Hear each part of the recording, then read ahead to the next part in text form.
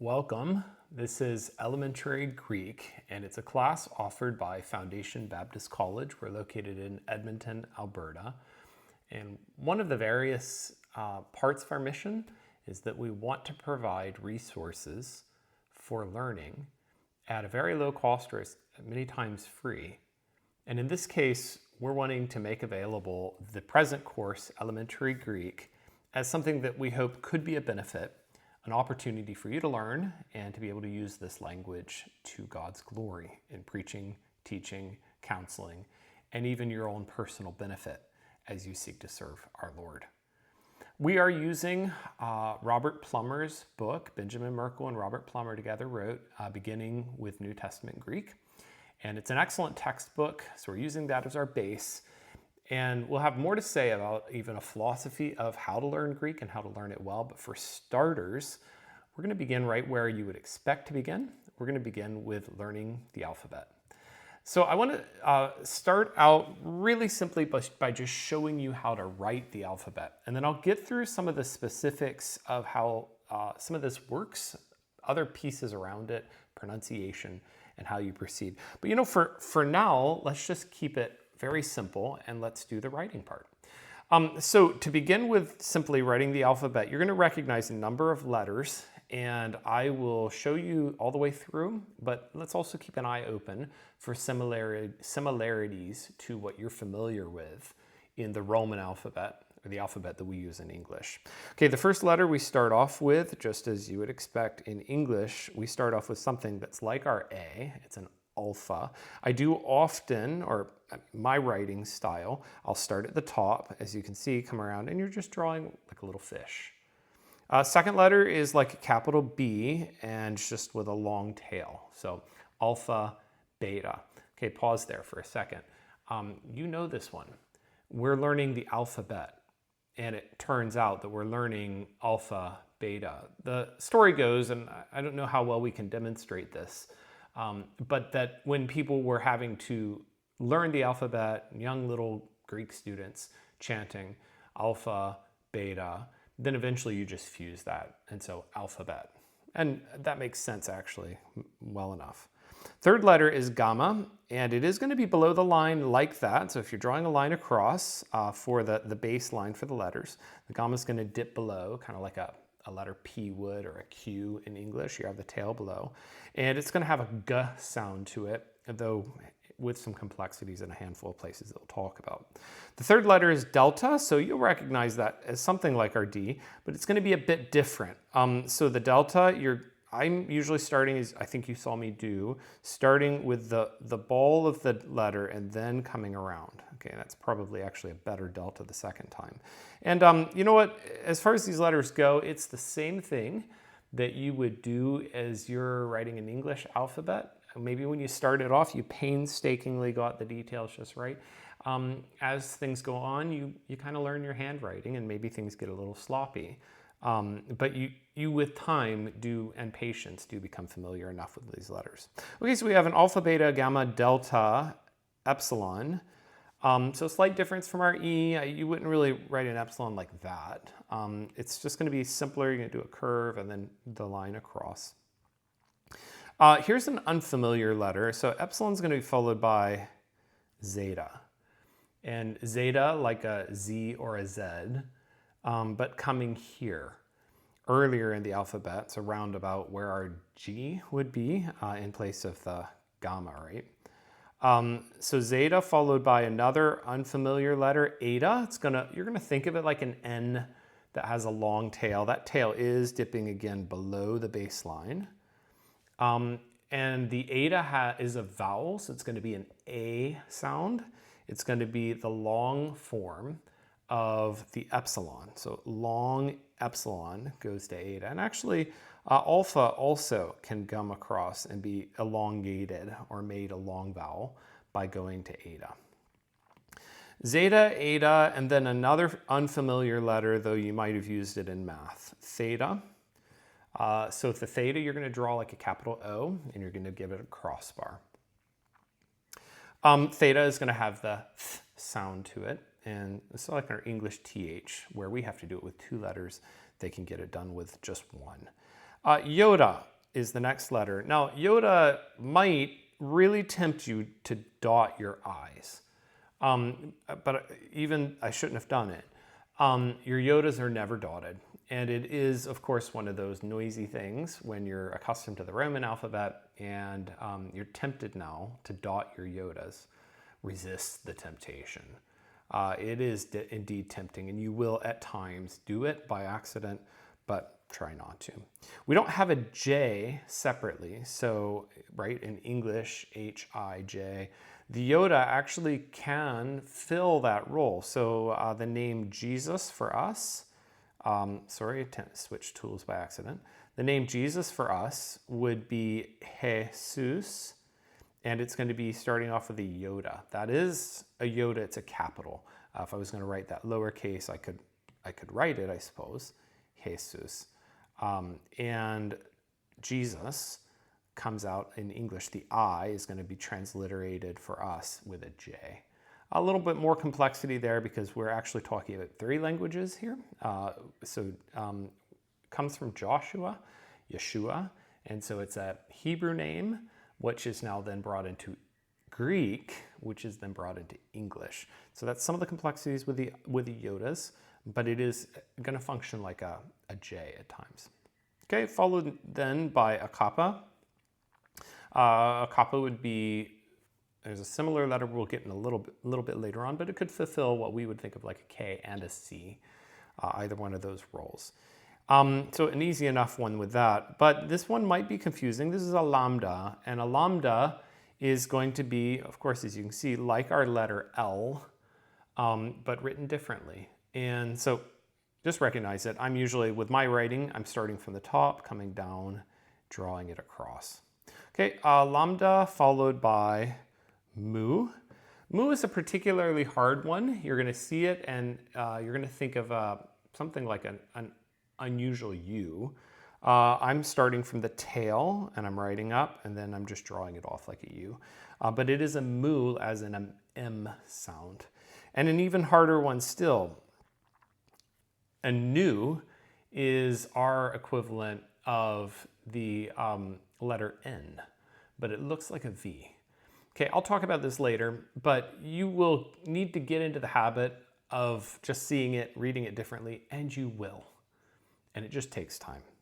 Followed by Omicron, that's a particularly easy one, and it does really the short vowel side of what our English O does. So you won't get an O sound, but you can get an A, and some other combinations like oi, Omicron, iota can happen with this as well.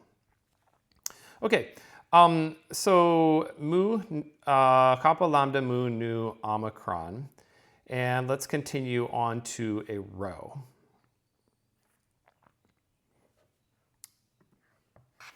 I'm sorry, I knew I was messing myself up. Mu, nu, Omicron. And we're going to follow this up by the letter P or pi. Now, you've always heard it as pi, so you might as well stick with it now.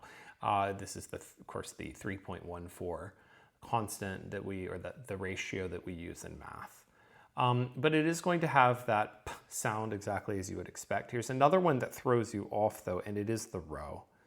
And the row looks for anything like an R, or excuse me, a P in English, but it's actually functioning as an R.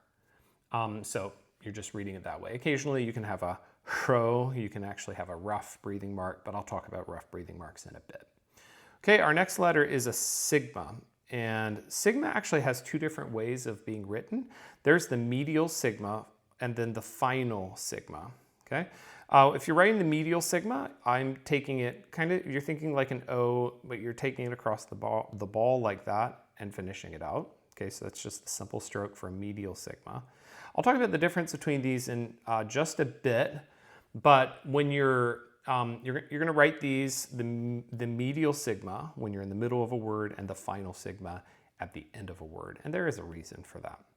Okay, sigma is going to be followed by tau, just equivalent to our letter T, followed by upsilon, which is like a U, a slight difference. I grew up writing a U like this.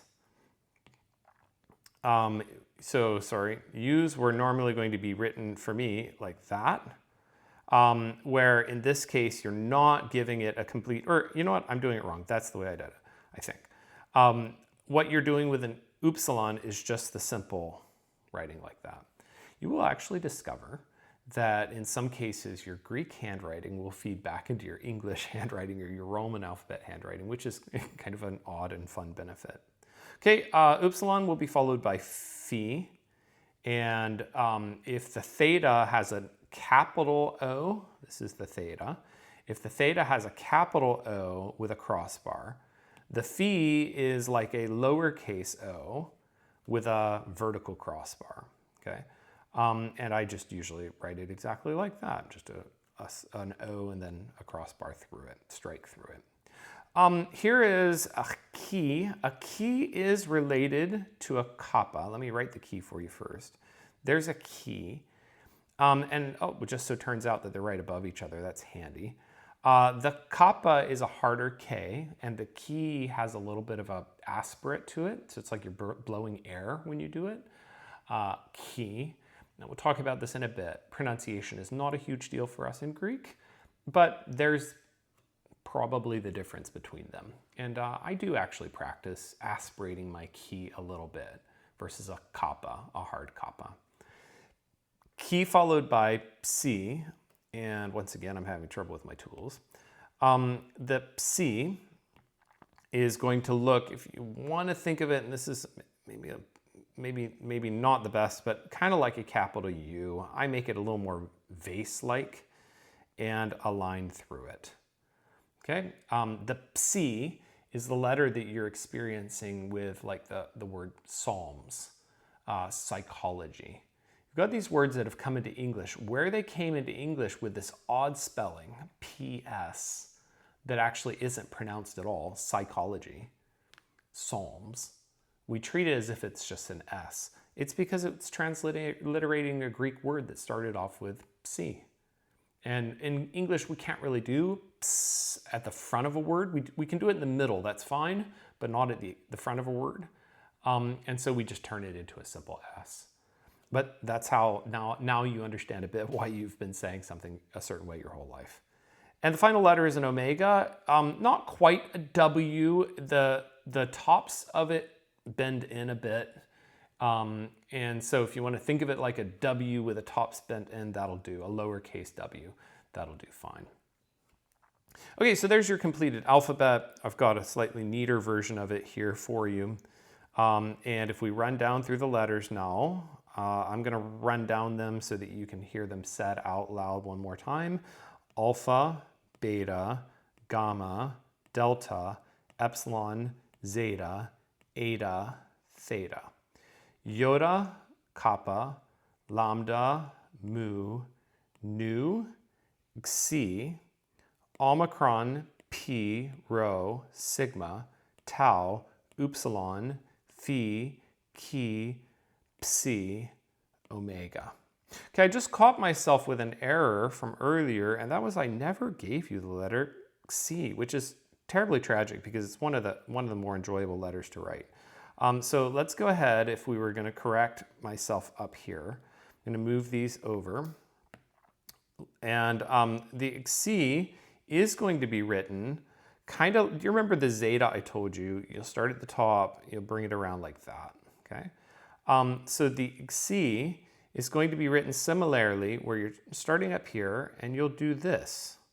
I put an extra fold in there.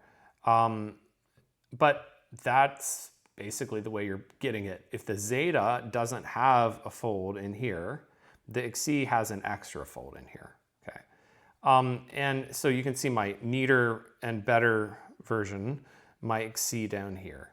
The xi is going to have this X sound to it, xi.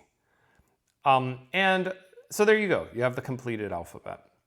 Let me make a couple of just observations. Let's run down the alphabet now, and let's try noticing all of the ways that this alphabet differs or is similar to the English alphabet. So if I'm running down, let's recognize the letters that look similar. Alpha and beta look similar enough to me. So the first two are functioning, A, B. This one right here stands out. If in the way my Roman alphabet that I learned, A, B, C, the gamma was not a letter I would be expecting. Okay, so there I have a variance. D, E, those are recognizable. Everything's on track. If I'm going to now this set of three stands out. Zeta, eta, and theta. But now I'm kind of back on track. Yoda, I'm missing a J. But I am followed up by K, L, M, N. I've got a little bit of an alien insertion there, the XC. Omicron P, so it's like a O, P, R, S, T, U. I've got a nice string there that are all recognizable letters. And then my last set are completely foreign to me, phi, chi, psi, and omega. A couple of hints that you can do with these. The gamma, you'll probably just have to memorize. So in that case, I would say, when you come to the gamma, just put it in there. Almost think of it like it goes into space for the C. The zeta, eta, theta, I have a little bit of a hint you can use there, and it's worked for me over the years. So I actually anthropomorphize these a bit. If you notice the zeta, he's got a big open mouth here, yeah? And the big open mouth here is open and ready to consume the theta. He's hungry, it's a dragon, and he's ready to bite. And the reason I do that, whatever, silly metaphor or something, the zeta, ate a theta. Worked for me, 15 years ago when I learned the alphabet. So zeta ate a theta, those are your letter names, and maybe it'll save you some trouble. The XC, again, you have to remember this is just an insertion, and then these final four letters, phi, chi, psi, omega, you also just have to memorize as an insertion. The omega tends to be easier for people because they've heard their whole lives something like the alpha and the omega, and so they're not surprised that the omega ends the alphabet. But the phi, chi, psi maybe can surprise people. I do also think they're kind of exotic letters, and so that might make them a little easier to memorize. I don't know. And one other thing, or a couple other things I need to tell you about. Let's talk about the sigmas right here. So what's happening here? If you think of kind of like cursive writing, in cursive writing, I might end, and I actually do often, end a word that has a final S differently than a word that would have a medial S. So let's do something like the word, if I'm gonna write in cursive, I'm gonna write the word house the way I was taught anyway to write house. Okay, and so my S's looked like that. Now, what on earth an S, how that is an S, I really don't know. But I do discover just kind of by habit or something that if I'm even writing in cursive and I end with an S, and this is actually not the way I was taught, my final S is a little different. And it's just a matter of if you're finishing out a letter, you might smooth it out or you might end it out a different way. That's probably the derivation of the medial versus the final sigma. Okay, so what we have words that will end with a letter sigma. Huios is an important word that we'll talk about in a little bit. And huios, the final sigma, placed there, everything would work with the final sigma because it's the final letter. Versus a word like semeion. And semeion has a medial or in this case, an initial sigma. These are the same letters, okay? But because this is the initial letter, we're gonna write it this way. Because this is the final letter, we're gonna write it that way. There's no exegetical significance. There's nothing special going on with meaning or anything like that. This is just it's a very simple matter of writing. That's the way we write the letters. And since that's the way the language has been done for thousands of years, then nothing's gonna change now. Okay, I think that's it on the specifics of writing the letters and working through that. So let me make a couple of comments just about learning alphabets or practicing with them or getting good at them.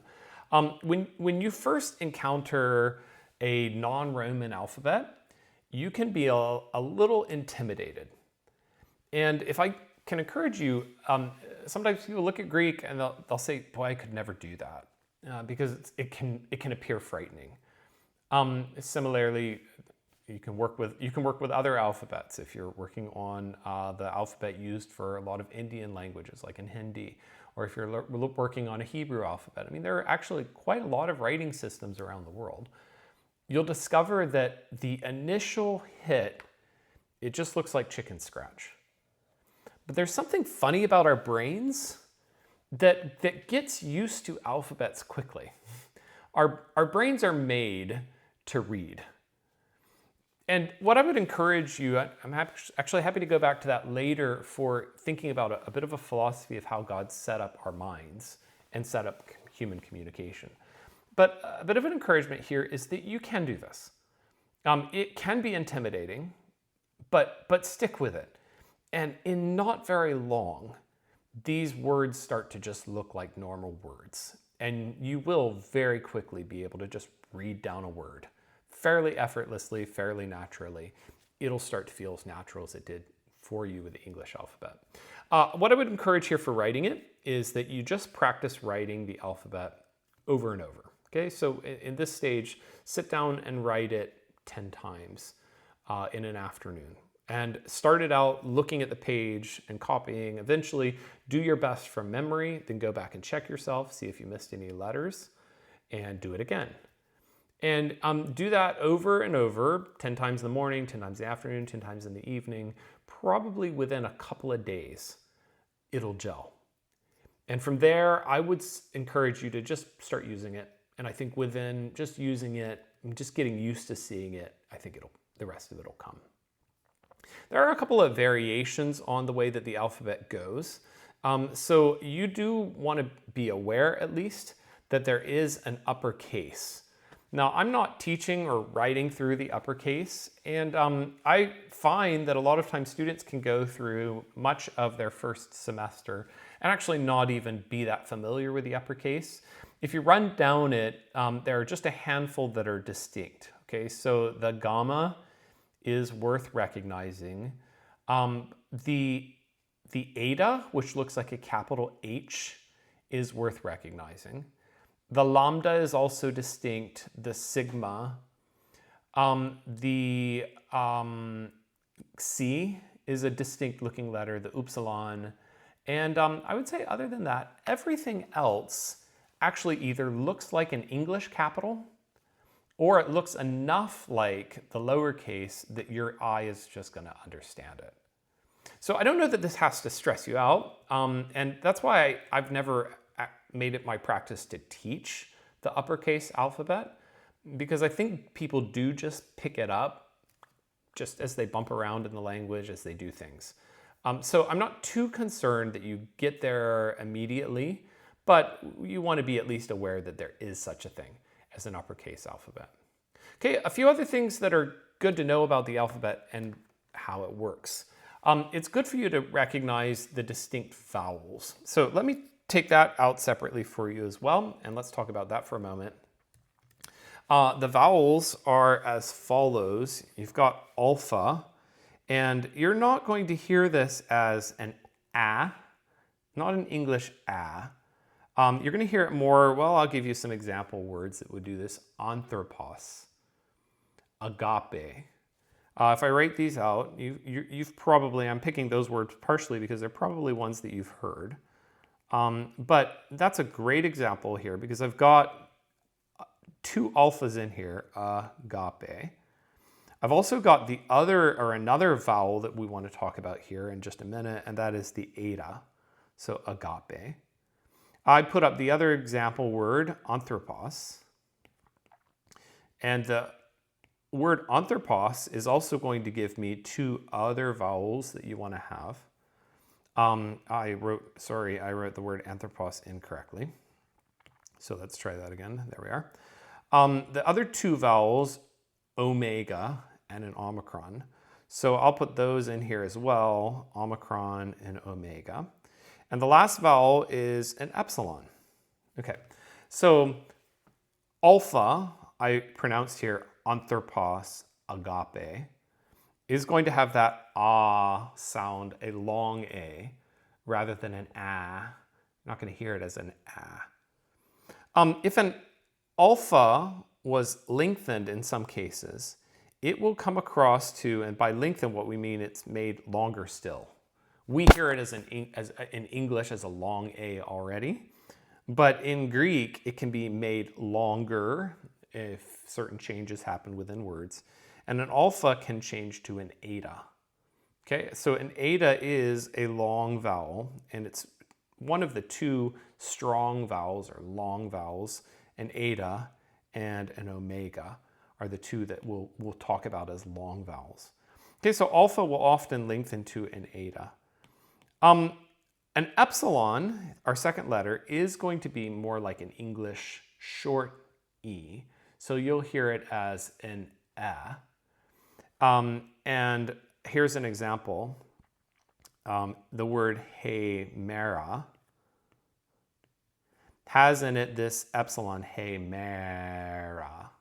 Okay, here the long hey, that's an eta, short meh, and then the alpha here sounds to us like an English long vowel. It's actually a short vowel, but hemera, ah. Okay, so an epsilon we'll hear as an English short and an epsilon also can lengthen to an eta. That can sound confusing. Here, I'll put it into a different chart form, which Plummer gave us, and I thought this was helpful. Here's a long form. There's the eta. An epsilon can sometimes, which is a short form, can sometimes lengthen to an eta. And an alpha, which is also a Greek short vowel. It's confusing because it's an English long sound, but it's a Greek short vowel, will also lengthen to an eta. Your eta is the long form. Okay, so I've got those vowels, alpha, epsilon, eta, and then the last two, omicron and omega. Omicron you can think of, again, as an English short vowel ah, versus the long vowel o. If I was putting it into this chart, I would put the omicron here as a short vowel, and I would put the omega here as a long vowel. The omicron will sometimes lengthen into an omega. Okay, so there are your five vowels, alpha, epsilon, eta, omicron, omega, and I did forget one other, and that is the upsilon. The upsilon, excuse my ruler, is also, it's going to be an U sound. You will sometimes see it in some combinations that I'll talk about in a bit, but this is an additional, this is a sixth vowel. Upsilon functioning kind of like our English U. Vowels are interesting because you can have a phenomenon called a diphthong. And a diphthong is when I'm combining multiple vowels or multiple vowel sounds in order to get distinct sounds. Okay, so example for this would in English would be if I put two O's in a row, I can go from ah to cool, cool. Two O's will actually form oo. Another example in English for us would be an OI. So B-O-I-L, the O-I will combine to give me oi, and I'll end up with boil. Okay, so you can have combinations like that. You can also have those combinations in Greek, and that can be intimidating again because, okay, here's another whole set of sounds I need to learn. The good news is I think all of these diphthongs actually work so similarly to our English expectations that you don't need to learn them separately. I think people will just pick them up by intuition. I'm going to show them to you. And those diphthong combinations look like this. So alpha iota, you're going to get that as an I sound. So there you go. I mean, you already are familiar enough with the way that works in English. And so AI, alpha iota, I'll, AU, like sauerkraut, epsilon iota, freight A, it's going to say A, EU, oo, OI, oi, omicron, upsilon, oo, upsilon iota, we, sweet, okay? And in each case of these, the English AI could be similar to the Greek alpha iota, okay? Or the Omicron iota Greek could be similar to the English OI, and you'll get the sounds that come across. I think you'll pick these up by intuition without really having too much trouble or having to work too hard at them. Another thing you need to know are that there are some markings that go around some of the sounds. And so one of the classic for these, or one of the most important sets for these, would be called the rough breathing marks and the smooth breathing marks. Okay, these are only going to occur on the front of a word, but on the very front of a word, I can have, and I did this a little bit ago, a word like anthropos, and that I just pronounced as a smooth breathing mark, anthropos. A smooth breathing mark is going to look that way. It's going to look like just like an apostrophe that's facing this direction. Okay. When I was trying to work on these, I was initially having trouble remembering it or keeping it distinct from the rough breathing mark. And here's a really interesting word, huios. Okay, it's a nice choice because I've got a diphthong at the front of it, hui. But I've got, do you hear that H? I also gave you another word as an example word earlier. I did the word hemera, and maybe you sat here and wondered, hey, where's the H? We don't have an H sound separately. The rough breathing mark, it's that forward-facing apostrophe, or single quote is better, there you go. And forward-facing is going to give you that, and so I end up with hemera. When I was trying to remember the distinction between these, smooth breathing mark, rough breathing mark, what finally settled it for me was I kind of imagined this, if you're thinking of it like a cup, or I almost imagine it like a sail, and you're pushing it forward, it'll push the air forward. Okay, and so the rough breathing mark, like a sail, pushes air, and you'll aspirate it. Okay, if that helps you, great. It's at least an option. The other thing you'll notice is that you can have accent marks. So anthropos.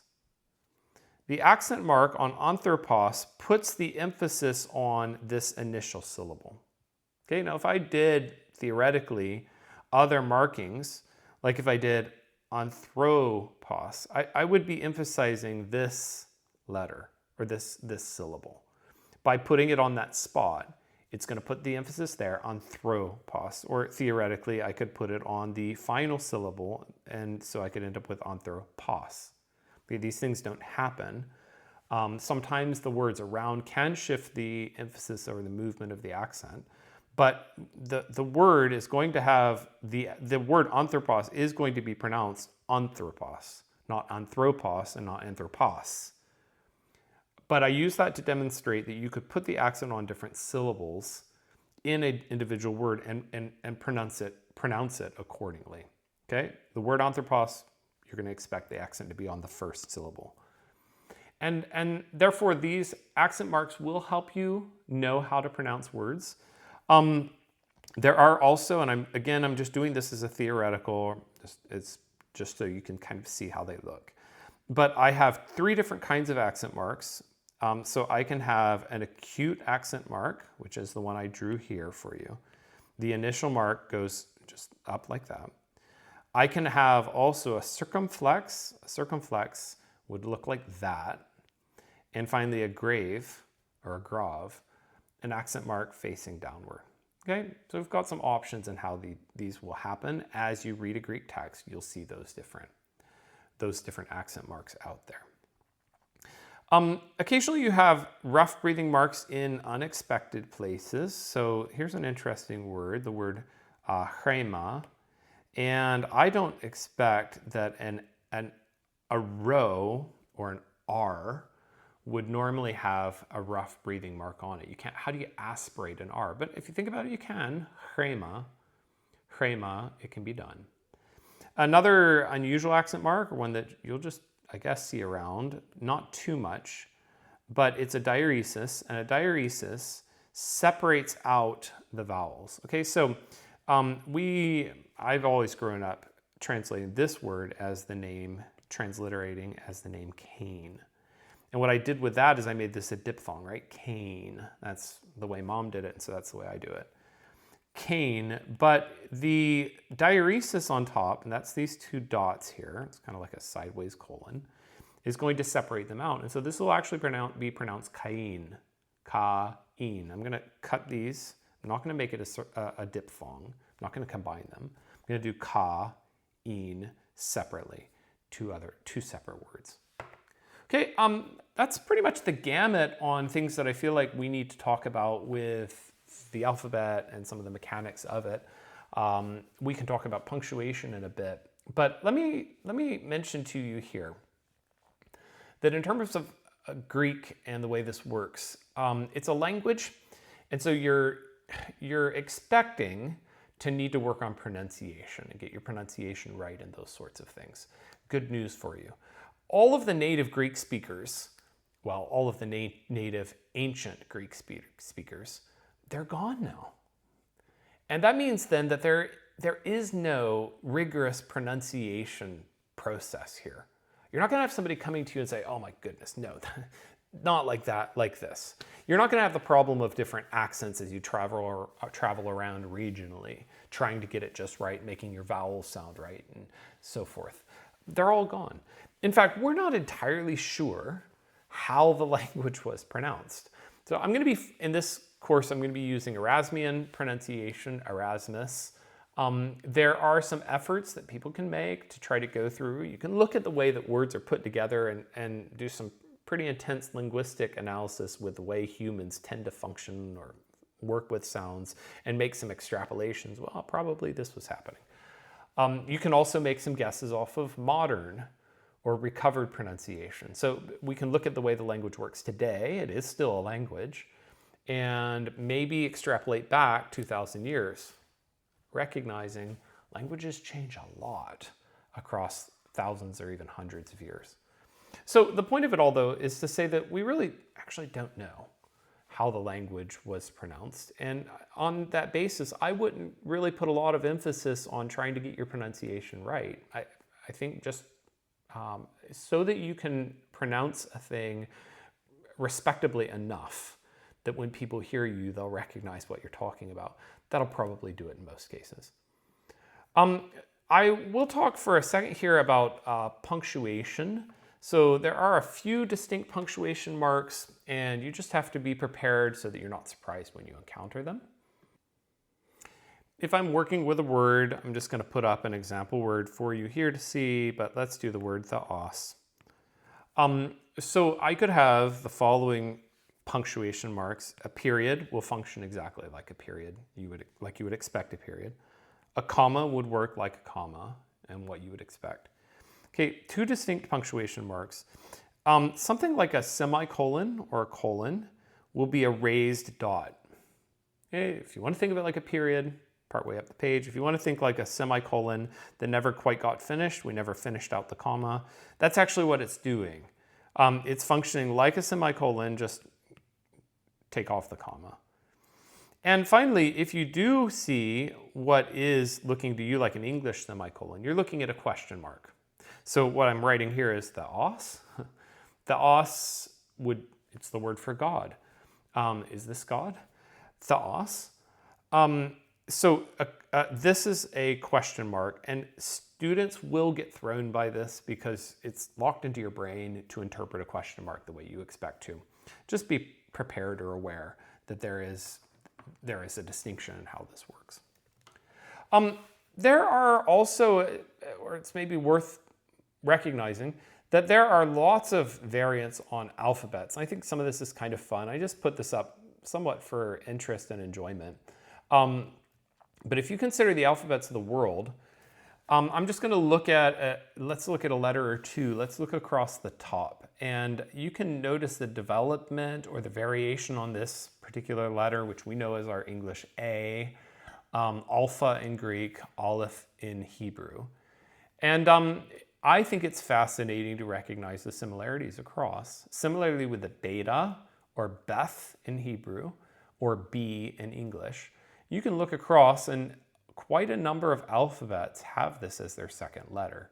Why did that happen, or how did that happen? I think that's probably telling us that we're more connected than we think across our languages or language groups.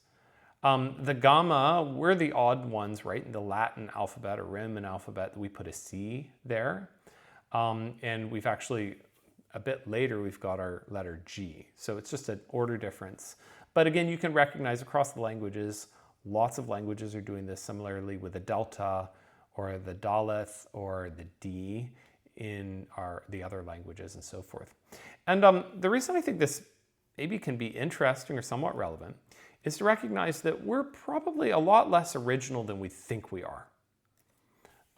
Languages use a very similar set of sounds, and really across all the languages of the world. Okay? Now, some languages will have some very distinct or unusual things. So there are languages, some languages in modern day South Africa, the Xhosa languages, that'll actually have clicks as part of their sounds. That's very unusual. There can be differences in letters that you would think of as possible versus not possible. So I worked on Tagalog at one point, and Tagalog has rolled R's. So cruz naligas, cruz. Well, when I came to Tagalog, I didn't know how to roll an R. And so I had to sit. I remember sitting on my couch with a YouTube video and trying to figure out the mechanics of rolling an R. Okay, languages can do that kind of thing. But I think it's actually more interesting here to recognize how similar our languages are. Languages are a whole lot less original than we think. And I think that's telling us something very interesting about God and about how he communicates with humans. We're made in God's image. Our languages are more similar than they are different. And it's because he has created all of us as one people, one race. We have, as humanity, not that much originality in the way that we work languages. One linguist commented, kind of the imagination that an alien comes down and he encounters human languages. And so he hits up some Arabic and some Chinese, some Russian, some English, some French, some Spanish. And he studies the different languages, and at the end he says, oh, you guys are all speaking basically the same thing, just with some variations. That's funny because we can't understand each other, Tower of Babel. But it is the recognition that we grammatically, and even in our sounds, we're doing things that are so similar. We're actually not that original. We're not coming up with anything that fresh. Another point here that I think is interesting, maybe with some theological merit to it, is I think it's fascinating that we as humans are made not just to deal with language as a sound, which sounds are the prior. Like language starts with sounds, it starts with speech, and then we get around to writing it down. But we are made not just to speak language, but we're actually also made to read and to write language. And I contend that because I think there's something deeper going on here, a kind of, let's say, the human capacity for music, the human capacity for beauty. There are certain things we do that are so amazing. And it tells us that there's something in our brains. We're wired for more. How is it that we can just hear mathematical relationships in sound, comprehend them, and be able to hear them as emotions?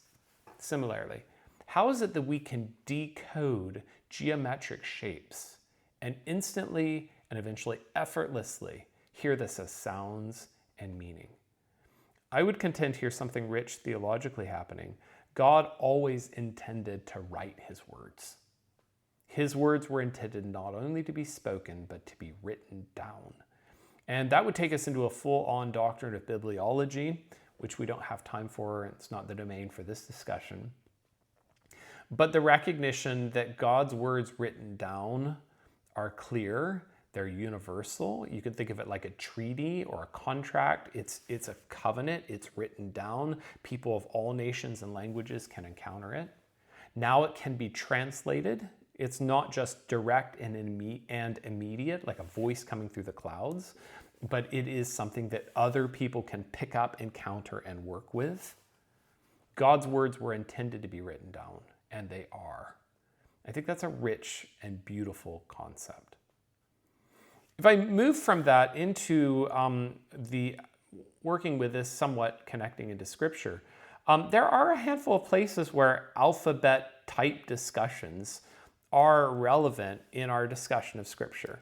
So let me just show you a couple of those, and I think it's again fascinating to recognize some theological payload that can be drawn on this. So here is Alpha. I am the Alpha and the Omega, says the Lord God. I'll go ahead and show it to you in Greek. There is, I think, kind of some interest here. I am the Alpha and the Omega. Okay, now you just learned the letter Omega. In the Greek text, the Omega is actually just the letter. And Alpha is written out. Aleph, Lambda, Phi, Alpha. I said Aleph, sorry. Alpha, Lambda, Phi, Alpha. It's actually written out, Alpha. Why that happened? Well, basically just the accident of linguistics. Some of the Greek letters can be written out and had names. Others were just going to be the letter. This is going to be repeated a bit later, Revelation 21:6. It is done. I am the Alpha and the Omega. And a third time, I am the Alpha and the Omega. As a theological significance to some of this, the Lord God is the Alpha and the Omega here. And at the end, you will discover Jesus speaking, I am the Alpha and the Omega, the first and the last. Okay, so a strong argument for the deity of Christ here. But I think it's also interesting if you're learning your alphabet here, Alpha and Omega, your first and last letters, well, here it is. It's in the Greek text. It's actually in the biblical text. This happens. Another place where we pick up the alphabet within our Bible, it's not the Greek alphabet, but you get something of this. Jesus says, truly I say unto you, until heaven and earth pass away, not a iota, not a dot, will pass from the law until all is accomplished. Now that iota, we're talking here about the Hebrew letter, a yod.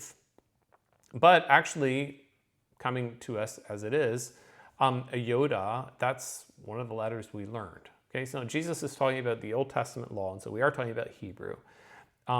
But it's a related letter. It's actually a similar letter, has a similar function.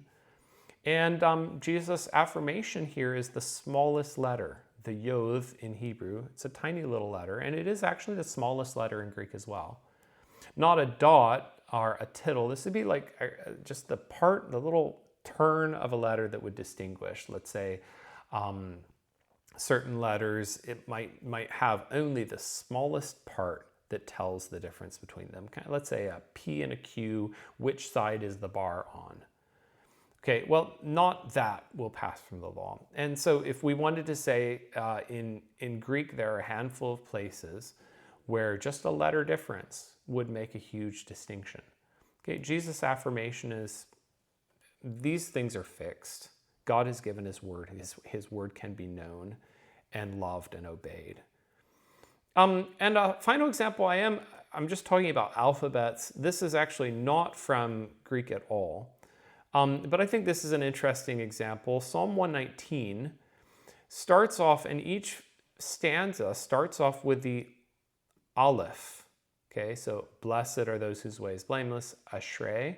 The Aleph starts us off, verse 2, the Aleph starts us off, verse 3, the Aleph starts us off in 4. And if you keep on going, you're going to get to the next stanza. And the next stanza is going to start off with Baiths starting at the beginning of every line. So here, I've got a Baith beginning, oh, sorry, that's the previous line. I've got right here a Baith starting us off, and then a Baith, and then a Baith. Okay, so the next stanza will be Beta, Baith, Gimel, Daleth. And as you go through, each stanza distinguished by a letter.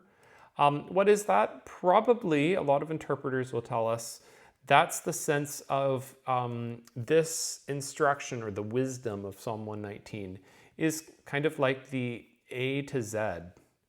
It's the Alpha to Omega. It's comprehensive. It's telling you the whole pathway of wisdom.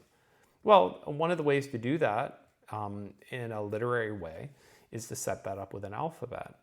And I think some of this is, again, just kind of an interesting insight that the meaning resides on the level certainly of words, or I would prefer to say, on the level of phrases and sentences.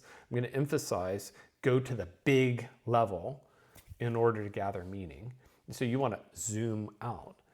And yet we can recognize God cares about things like alphabets, and God cares about the details, and some of that expressed here in the text as we work with it. I'll show you one or two other things just to wrap us up, and then we're finished. But I want you to recognize there is some variation in the way the Greek letters are written. So you can see here, and this is just a chart taken from Wikipedia, but you can recognize some development going across. And I want you to pay attention to where it says uppercase, lowercase, and that side of things.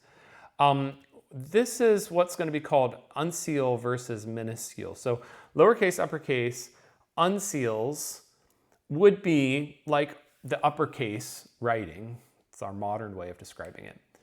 And that's an older kind of writing, all with uppercase. Minuscules are what we would call lowercase. And you may have heard that distinction your whole life and never grasped what drove it. I didn't, for sure. Lowercase versus uppercase is the idea of what would have been at one point, let's say like in an inscription, something chiseled into stone. That's why many of the uppercase letters tend to be more angular, right? I mean, you're putting that into, you're making marks. Whereas as papyrus, I should say, as papyrus becomes doable and you're doing a lot of writing that way, or you're writing on animal skins, parchment, you can have a smoother writing surface, and you can also start writing faster. And there's a kind of technology, an easier sort of writing. Eventually, you're going to work out better ways of working with a quill pen, better inks, and that sort of thing. Scribes want to get through more. And getting through more, you can do a more fluid type of writing. And so a lowercase writing is a technology, a type of writing that allows one letter to bleed into the next letter. So you learned it as cursive. That's really the driving factor behind a lowercase. Uppercase, kind of an older way. Lowercase as the time goes on, as we continue on into later transcription, writing down Greek texts, we're going to end up developing lowercase. And I think this gets pretty interesting further if we look at an example of a Greek text. So I'm putting on the one side a modern text. And you can see in the modern text, we've got all of the accent marks. We've even got modern punctuation marks. There are some other marks in here. These actually have to do with textual criticism. So they're not part of the text per se. They're part of this edition. But I've got periods, I've got commas, I've got a blank for paragraphs. I've got everything pretty nicely formatted. That's contrasted over on the other side. This is a copy of Sinaiticus. And over here, I'm not seeing any punctuation marks.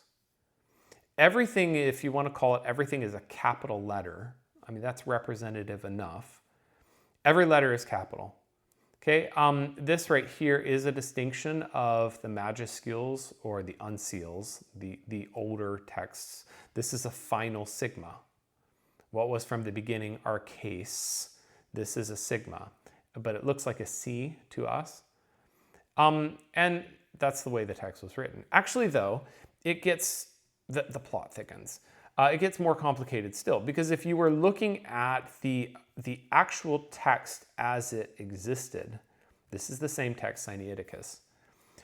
Look at that. I don't have any punctuation marks. I don't have any lower cases. I don't have any of the nice, I do have paragraph breaks. But actually what I don't have are spaces. Every word is jammed together with the adjacent words, and the text flows completely straight through. How did you read that? Well, the equivalent would be if I've seen shops before and they'll say something like, buy one, get one hamburger. And they might actually, because they ran out of space on the sign, just cram it all together. And it's a funny thing, but you can still read it. Okay, I just saw somewhere there was some kind of typographical error, and it was a document handed to me, and there were whole paragraphs I was supposed to read. Somehow the spaces are too small, and it looked like there were no spaces. I could read the paragraph. You can do this. That's what's going on with Sinaiticus, or some of the uncial, the old texts. So you recognize that all of the spaces that we're doing dividing up, and this is modern in its editorial. Now we have, I shouldn't say it's just modern, some of the later, the minuscules, some of the later, the writing that I showed you that's similar to the lowercase writing is going to actually have this broken out. And so in most cases, there's not really any exegetical difference writing on whether the word is going to be broken up this way or that way. But originally, it was written without spaces. Okay, that is your introduction then to the Greek alphabet and how to use it. And a little bit more on top of it about just how the alphabet has some significance for how we think about the word of Scripture, the word of God, Scripture, and how God has given us his word. I hope this can give you a great appreciation of the richness of God's revelation. I also hope, furthermore, that you'll learn the alphabet as quickly as possible. Start using it, start reading words, start sounding them out. And I think in a relatively short time, you can make this functional and useful, setting the foundation for your ongoing study of the Greek language.